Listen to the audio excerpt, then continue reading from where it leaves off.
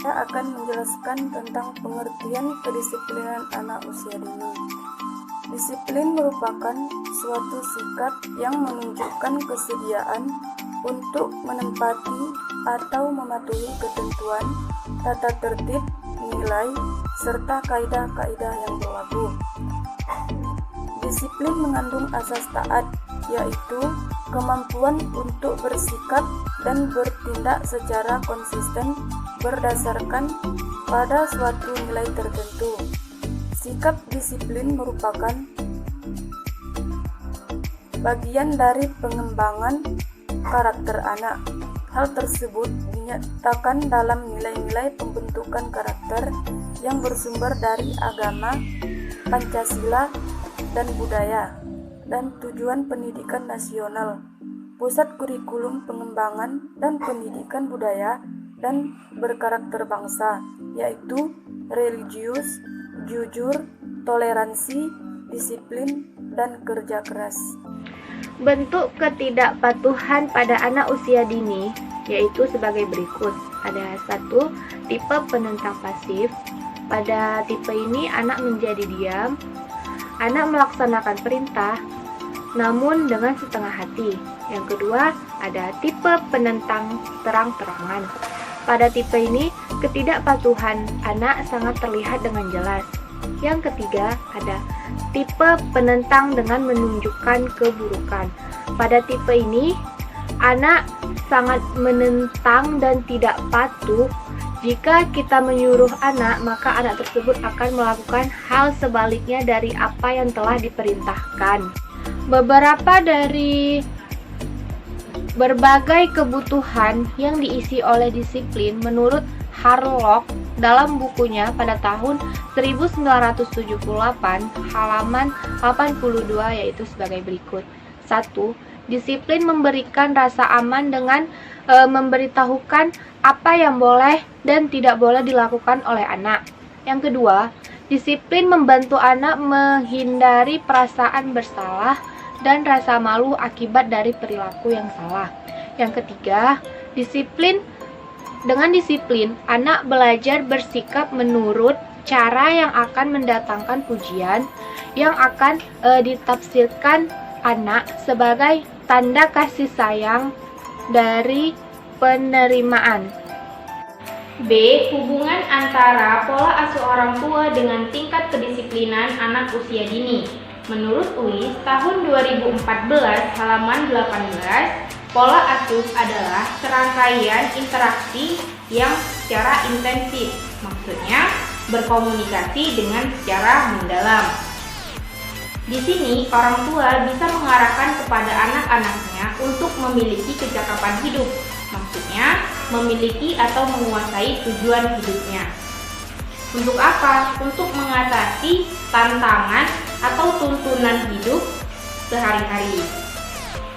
Menurut McCoby tahun 2005 halaman 14, pola asuh orang tua untuk menggambarkan interaksi antara orang tua dan anak-anaknya yang di dalamnya orang tua mengekspresikan atau menerapkan sikap dan perilaku, nilai-nilai, harapan-harapan dan minat-minat yang dibutuhkan oleh anak.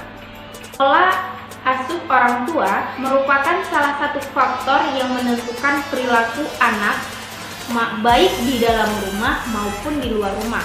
Maksudnya, apabila pola asuh orang tua ini baik, maka baiklah si anak. Apabila pola asuh orang tuanya tidak baik, maka tidak baiklah si anak. Menurut Mansur tahun 2011 halaman 350, pola asuh orang tua ini adalah cara terbaik orang tua dalam mendidik anaknya sebagai perwujudan dari tanggung jawab kepada anak-anaknya. Maksudnya, orang tua ini bertanggung jawab untuk mengasuh anaknya. Disiplin adalah cara orang tua untuk mengajarkan anaknya tentang perilaku baik. Dengan disiplin, orang tua bisa memberitahukan kepada anak-anaknya mana yang baik dan mana yang buruk. Hubungan antara pola asuh dan disiplin yaitu Apabila pola asuh orang tuanya bersikap disiplin, maka anaknya juga bersikap disiplin. Apabila orang tuanya pola asuhnya tidak disiplin, maka anaknya tidak disiplin. Di sini saya mau menjelaskan tentang stimulus untuk meningkatkan disiplin anak. Stimulus merupakan pemberian rangsangan yang berasal dari lingkungan di sekitar anak. Diperlukannya stimulus ini untuk perkembangan yang optimal. Kemampuan anak harus dirangsang dan didorong untuk berkembang. Cara yang paling efektif untuk mendisiplinkan anak itu dengan memberikan stimulus positif. Ada stimulus positif dan stimulus negatif. Contoh stimulus positif itu seperti memberikan peraturan dengan jelas, sehingga anak tidak ambigu terhadap peraturan tadi. Kemudian memberikan contoh yang paling baik dan paling tepat dalam memberikan budi pekerti pada anak itu dengan memberikan contoh teladan. Kemudian memberikan penjelasan dan tanya jawab. Saat anak mengajukan pertanyaan, kita dapat memberikan penjelasan dengan jelas. Nah, sedangkan contoh stimulus yang negatif itu seperti pemberian disiplin yang terlalu keras. Anak itu sering dituntut berperilaku sempurna dan cenderung dipaksakan. Kemudian contoh lainnya itu seperti pemberian disiplin yang tidak konsisten sehingga menyebabkan anak itu menjadi tidak patuh. Terima kasih. Pemberian stimulus kepada anak bertujuan untuk yang pertama, mempercepat dan meningkatkan kualitas aspek perkembangannya. Yang kedua itu, meningkatkan mekanisme keintegrasi antar aspek perkembangannya. Yang ketiga, membantu anak untuk mengembangkan atau mengeksplorasi kemampuan yang ia miliki. Yang keempat, melindungi anak dari perasaan tidak nyaman, merasa dihukum, dipersalahkan, dan direndahkan karena gagal melakukan sesuatu. Dan yang terakhir adalah membantu anak untuk mengembangkan perilaku adaptif dan terarah. Saya akan melanjutkan pembahasan tentang disiplin dalam proses belajar mengajar. Nah, jadi disiplin dapat menjadi salah satu alat yang bersifat positif dalam proses belajar mengajar, baik itu bagi siswa maupun gurunya. Nah, jadi di sini siswa yang disiplin dalam belajar memiliki ciri-ciri sebagai berikut.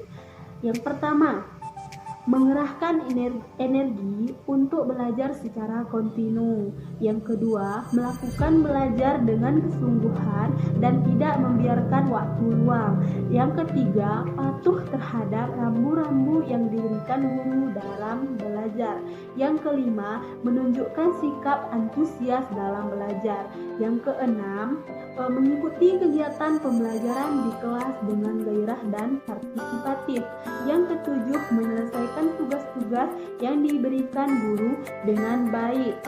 Yang terakhir yaitu tidak melakukan hal-hal yang dilarang oleh guru. Nah, jadi ke-8 poin ini menjadi ciri-ciri siswa yang disiplin. Akan menjelaskan tentang solusi yang dilakukan sekolah dalam rangka penegakan kedisiplinan siswa. Yang pertama, guru harus lebih tegas dalam menerapkan peraturan dan kedisiplinan seperti siswa harus hadir tepat waktu dan memakai seragam dengan lengkap. Yang kedua, apabila ada siswa yang melanggar peraturan seperti datang terlambat, siswa tersebut akan dikenakan sanksi seperti mengutip sampah. Dan yang ketiga, guru harus memahami bagaimana karakteristik siswa karena setiap siswa memiliki karakteristik yang berbeda. Yang keempat, sosialisasi antara guru dan siswa harus terjalin dengan baik dengan berkomunikasi secara langsung antara guru dengan siswa. Yang kelima, setiap hari Senin sekolah mengadakan upacara rutin dengan tujuan agar siswa lebih disiplin seperti datang lebih cepat dan berpakaian rapi dan berpakaian dengan lengkap. Yang keenam, diadakan razia setiap setengah bulan sekali, seperti razia rambut dan razia seragam, agar dengan begitu agar siswa lebih disiplin.